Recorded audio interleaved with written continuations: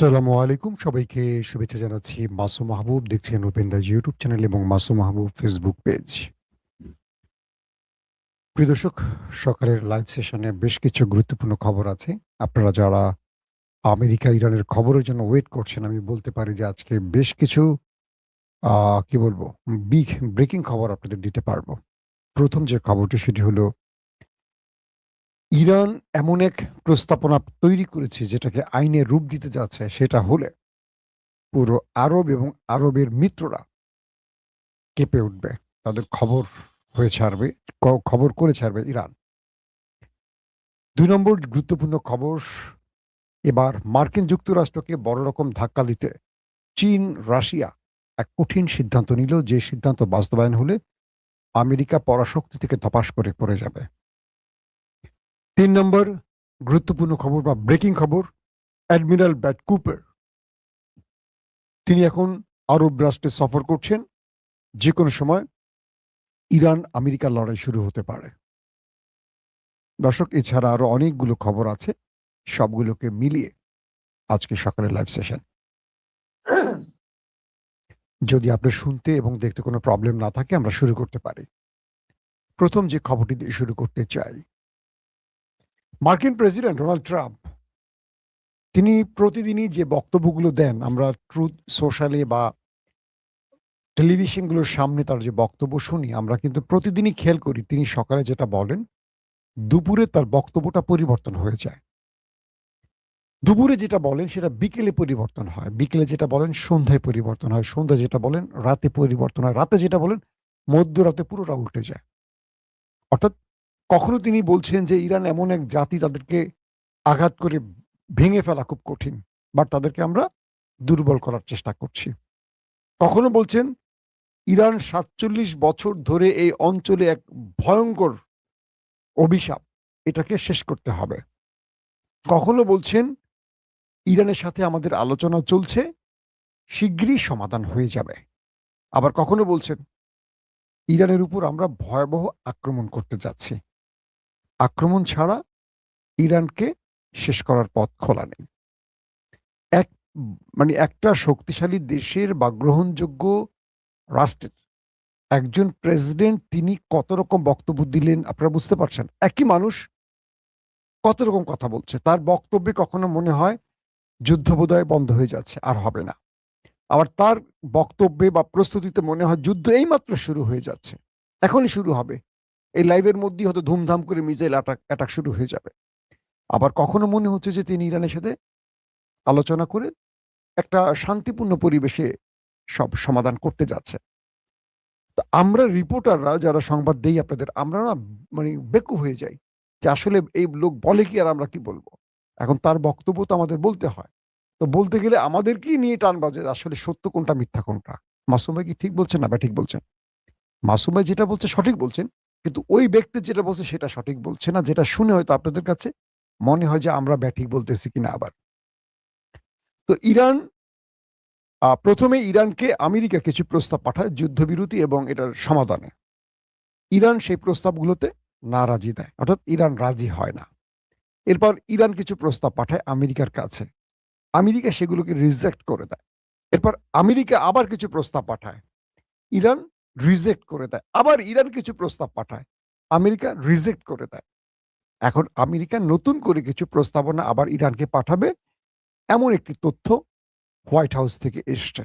বলা হচ্ছে যে আমেরিকা শান্তি চুক্তির জন্য ইরানকে কিছু প্রস্তাবনা পাঠাবে। তো এই যে প্রস্তাবনাগুলো আসলো আর গেল, গেল আর আসলো, এতে করে শান্তি আসেনি, বরং উত্তপ্ত পরিবেশ আরো বাড়ছে এই মিডল ইস্ট। এখন যে পরিস্থিতিটা তৈরি হয়েছে, এখন আমেরিকা বলছে নতুন করে ইরানকে ৪৭ বছরের ভুলের জন্য শাস্তি পেতে হবে। কারণ ইরান এই অঞ্চলে ৪৭ বছর ধরে যে অন্যায়গুলো করেছে তাদের কোনো বড় রকম শাস্তির মুখে পড়তে হয়নি। আমেরিকা এবার ইরানকে বড় রকম শাস্তি দিতে যাচ্ছে। তার মানেটা কি? ইরানকে আবারও যুদ্ধে টেনে আনতে চাচ্ছে আমেরিকা, যদি এই বক্তব্যটি ট্রাম্প সঠিক দিয়ে থাকেন। এখন প্রশ্ন হতে পারে যে ইরান ৪৭ বছর ধরে কি অন্যায় করেছে? ইরান তো ৪৭ বছর ধরে একটি ইসলামিক প্রজাতন্ত্র তৈরি করে নিজের জনগণকে শান্তি দিতে চেয়েছে, কিন্তু আমেরিকা তাদের উপর স্যাংশন দিয়ে, আমেরিকা তাদের উপর নিষেধাজ্ঞা দিয়ে তাদের অর্থনীতির 12টা বাজিয়েছে। ইরান তো কারো উপর আগ্রাসন চালায়নি, কারোর সাথে যুদ্ধ করেনি, কোনো দেশের মধ্যে মানচিত্র বৃদ্ধির জন্য দখলদারিত্ব চালায়নি। কিন্তু ট্রাম্প বলছে 47 বছর ধরে ইরান যে ভুলগুলো করেছে তার শাস্তির সময় এসেছে। এখন দেখি আমরা কি শাস্তি দেয়। দর্শক, তো সবচেয়ে ভয়ঙ্কর যে খবর সেটি হলো মার্কিন সেন্ট কমার যিনি কমান্ডার অ্যাডমিরাল ব্যাট কুপার, তো এই ব্যাট কুপার এখন সৌদি আরব মানে আরব রাষ্ট্র সফর করছেন। এই ভদ্রলোকের নামটি শুনলে আপনাদের একটি তথ্য জানিয়ে রাখা উচিত হবে যে সেন্ট কমের যিনি কমান্ডার অ্যাডমিরাল ব্যাট কুপার, তিনি 26 তারিখ প্রেসিডেন্ট ডোনাল্ড ট্রাম্পকে হোয়াইট হাউসে বসে যুদ্ধের পরিকল্পনা পেশ করেন। 26 ফেব্রুয়ারি, 28 ফেব্রুয়ারি কিন্তু যুদ্ধ শুরু হয়। মনে আছে আপনাদের 40 দিনের আমেরিকা ইরান যুদ্ধ। অর্থাৎ ব্যাট কুপার 26 ফেব্রুয়ারি ডোনাল্ড ট্রাম্পকে যে প্রস্তাবনা বা পরিকল্পনাগুলো তুলে দিয়েছিলেন, তারপর 28 তারিখ, স্রেফ দুদিন পর আমেরিকা ইসরায়েল ইরানে হামলা শুরু করে। এই ব্যক্তি গতকালকে প্রেসিডেন্ট ট্রাম্পকে 3টি যুদ্ধ পরিকল্পনা পেশ করেছে। অর্থাৎ ইরানে অভিযান চালালে কোন কোন পদ্ধতিতে, কোন কোন ভাবে, কিভাবে যুদ্ধ পরিচালনা করবে বা কিভাবে অ্যাটাক করা যায়, কোন কোন সিস্টেমে ইরানকে অ্যাটাক করা হবে, এই পরিকল্পনাগুলো সেন্টকমের যিনি কমান্ডার কুপার তিনি মার্কিন প্রেসিডেন্টকে পেশ করেছেন। বিষয়টি খুবই সিগনিফিক্যান্ট, খেয়াল করবেন। অর্থাৎ তিনি ট্রাম্পকে ইরানে হামলার 3টি প্রস্তাবনা তুলে দিয়েছেন, পরিকল্পনা তুলে দিয়েছেন। এরপর তিনি ইসরায়েলের চিফ অফ স্টাফ, ইসরায়েলের সামরিক বাহিনীর যিনি চিফ অফ স্টাফ, তাকে পুরো পরিকল্পনা আবার পেশ করেছেন এই ব্যাট কুপার। কারণ কি? কারণ হলো আমেরিকা এবং ইসরায়েল একসাথে ইরানের সাথে যুদ্ধ করেছে, বাকি সময়টাও করবে। তো এর আগেও এই ব্যাট কুপার ইসরায়েল এবং আমেরিকাকেই এই পরিকল্পনা পেশ করেছেন। এবার তিনি আবারও আমেরিকার পর তিনি ইসরায়েলের চিফ অফ স্টাফ, তাকে পুরো যুদ্ধের পরিকল্পনা পেশ করেছেন। তার মানে ধরে নিচ্ছি আমরা ইরানে আবারও হামলা হতে যাচ্ছে। এরপর তিনি চলে যান সোজা আরবে। বর্তমানে তিনি আরব রাষ্ট্রগুলোতে অবস্থান করছেন এবং সেখানে আমেরিকার যে রসদ পৌঁছেছে, মার্কিন সামরিক বাহিনীর যে প্রস্তুতি, তার রসদ, প্রতিরক্ষা ব্যবস্থা, তার সেনাবাহিনীদের পরিকল্পনা, মানে সেনাবাহিনীদেরকে পরিকল্পনা ধরে দেওয়া যে কোন পদ্ধতিতে আমরা যুদ্ধটা করতে যাচ্ছি, এর আগের 40 দিন আমরা কোন পদ্ধতিতে করেছি আর এবার আমরা কোন পদ্ধতিতে ইরানে আক্রমণ করব, সেই বিষয়গুলো তিনি পেশ করতে গেছেন। তাহলে আমরা কি বুঝলাম? তাহলে আমরা বুঝলাম যে ইরানের বিরুদ্ধে যুদ্ধ করতে যাচ্ছে আমেরিকা এবং আরব থেকেই তো এই স্ট্রাইকগুলো হবে। মানে আরবের ঘাঁটি ব্যবহার করেই তো ইরানে হামলা করবে আমেরিকা। তাই সেখানকার সর্বশেষ পরিস্থিতি দেখার জন্য ব্যাট কুপার সেখানে অবস্থান করছেন এবং তার বাহিনীকে পুরো পরিকল্পনা তুলে দিচ্ছে। এখন একটি বিষয় মাথায় আসছে স্বাভাবিকভাবে, যে আরব এই যুদ্ধে আবার কি আমেরিকাকে সহযোগিতা করবে? দর্শক, এই ব্যাপারে ইরান আজকে খুব স্ট্রেটলি কিছু বক্তব্য দিয়েছে। ইরান বলছে যে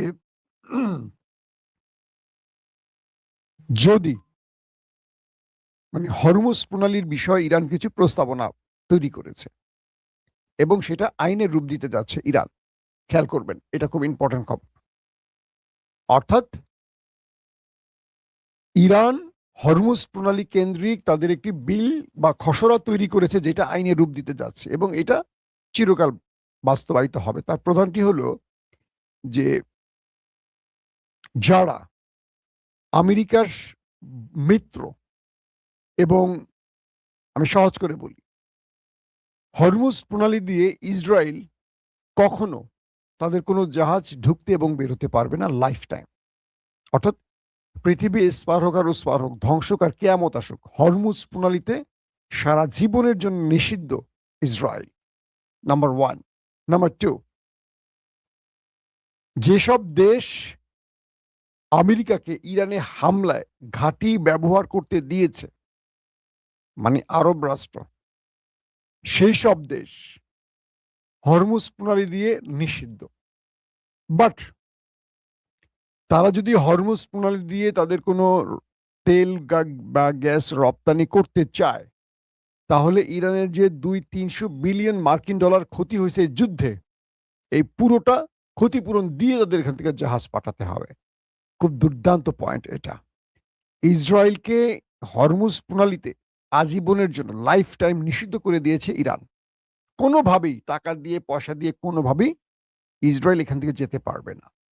আর যারা আমেরিকাকে ইরানে হামলায় ঘাঁটি ব্যবহার করতে দিয়েছে, বা যেসব দেশ ব্যবহার করে ইরানে আমেরিকা হামলা করেছে, এই সব দেশও নিষিদ্ধ হরমুজ প্রণালীতে।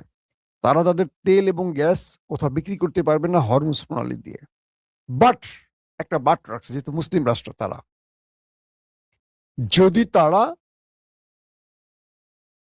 ইরানের এই 40 দিনের যুদ্ধে যে ক্ষতি হয়েছে 200, 250 বা 300 বিলিয়ন ডলার, এই পুরো ক্ষতিপূরণ দিতে পারে, তবে তাদেরকে হরমুজ প্রণালী দিয়ে আসা যাওয়া করতে দেয়া হবে। এখন বলছেন কি একটা অবস্থা শুরু করে দিয়েছে, মানে হরমুজ প্রণালী ঘিরে কি কি খেলা চলা শুরু হয়ে গেছে। এবং আরো কিছু বিষয় ইরান যুক্ত করেছে এই শর্তের মধ্যে, যে বাকি যেই দেশগুলো এখান দিয়ে যাবে তারা টোল দিবে, তবে ইরান চাইলে কাউকে কাউকে টোল মাফ করতে পারবে। এবং এই ঘটনার পর থেকে 1991 সালের পর থেকে এবারই প্রথম কুয়েত এক ব্যারেল তেলও বিক্রি করতে পারেনি। কুয়েতের অবস্থা মোটামুটি সাইজ করে ফেলছে ইরান। অর্থাৎ 1991 যুদ্ধের পর, ইরান আমেরিকার এই যুদ্ধের পর কুয়েত 0 ব্যারেল তেল রপ্তানি করেছে, মানে কোনো তেল রপ্তানি করতে পারেনি। তো এই অবস্থার মধ্যে আরবের অবস্থা কোথায় গিয়ে ঠেকবে একবার চিন্তা করেন। অন্যদিকে চীন এবং রাশিয়া নতুন করে সিদ্ধান্ত নিয়েছে, একটি গণমাধ্যমের মানে খবরটি এসছে, যে চীন এবং রাশিয়া তাদের অভ্যন্তরীণভাবে নিজেরা নিজেদের মধ্যে যে বাণিজ্যিক সম্পর্ক বজায় রেখেছে বা আমদানি রপ্তানি করছে, এগুলো তারা নিজেদের অর্থ ব্যবস্থার মধ্যে করছে। অর্থাৎ ডলারকে বাদ দিয়ে তারা তাদের অর্থ ব্যবস্থা, তাদের কারেন্সিতে করছে। এবং আমেরিকা ইরানের সাথে যারা অর্থনৈতিকভাবে হরমুজ প্রণালী কেন্দ্রিক লেনদেন করেছে, যাদের উপর আমেরিকা ট্যারিফ ঘোষণা করেছে বা নিষেধাজ্ঞার ঘোষণা দিচ্ছে, এবং এগুলো বিশ্বের সবাইকে মানার নির্দেশ করেছে আমেরিকা, যে আমরা অমুক 5টি দেশের উপর ট্যারিফ দিচ্ছি বা নিষেধাজ্ঞা দিচ্ছি, তোমরা মেনে চলো। চীন ডাইরেক্ট বলছে আমরা মানতে নারাজ, আমরা আমেরিকার এই অন্যায় প্রস্তাবে বা অন্যায় কাজের সমর্থন করছি না। আমরা সেই সব দেশের উপর আমাদের সম্পর্ক বলবৎ রাখবো, তাদের সাথে আমাদের কোনো কি নিষেধাজ্ঞার সম্পর্ক থাকবে না। চীন রাশিয়া মূলত যে খেলাটা এখন খেলছে, যেমন ভারত, চীন প্রস্তাব দিছে পৃথিবীর যেই দেশই আমাদের সাথে লেনদেন করবে তাদের সাথে আমরা তাদের অর্থ ব্যবস্থা করব, বা সেটা ভারত হোক, পাকিস্তান হোক, ইউরোপ হোক। এবং ইউরোপ নিজেরাই বলছে তারা ইউরোতে এখন লেনদেন শুরু করবে। অর্থাৎ ডলারকে ধপাস করে ফেলে দেওয়া হচ্ছে বা ফেলে দেওয়া হয়ে গেছে। এখন আমেরিকা তার অস্তিত্ব সংকটে পড়ে গেছে। কোনোভাবেই যদি আমেরিকা তার এই ডলার ব্যবস্থাকে ফিরিয়ে আনতে না পারে, তাহলে আমেরিকার পরাশক্তি থাকবে না, এটা আপনারা কনফার্ম থাকেন। খেলা এখানে শেষ। এবং কোনোভাবে এখান থেকে, যেমন আহমেদিনেজাদ, ইরানের সাবেক প্রেসিডেন্ট, তিনি বলছেন যে হরমুজের পাশে কোনো একটি দেশ উড়ে এসে জুড়ে বসেছে এবং তারা এই অঞ্চলে দখলদারিত্ব চালাচ্ছে, এটা কোনোদিন কোনোভাবে ইরানি জাতি মেনে নেবে না। তাদেরকে এই অঞ্চল থেকে খাদানো হবে এবং তারা এই অঞ্চল থেকে দ্রুত কেটে পড়বে। তো এখন যে অবস্থাটা তৈরি হয়েছে, যে এই অবস্থার মধ্যে আসলে আমেরিকা অনেক বড় বিপদে পড়ে যাচ্ছে এখান থেকে আসলে, আর তাদেরকে কোনোভাবে উদ্ধার করার সুযোগ নেই যদি আমেরিকার প্রেসিডেন্ট ইজ্জত থাকতে থাকতে এখান থেকে কেটে না পড়ে। এখন ইউরোপ যদি তাদের নিজেদের অর্থ ব্যবস্থা ইউরোতে লেনদেন করে, চীন যদি ইউয়ানে করে, রাশিয়া তাদের কারেন্সিতে করে, ভারত তাদের কারেন্সিতে করে, আরবরা আর আমেরিকা মিলে কি করবে বলেন?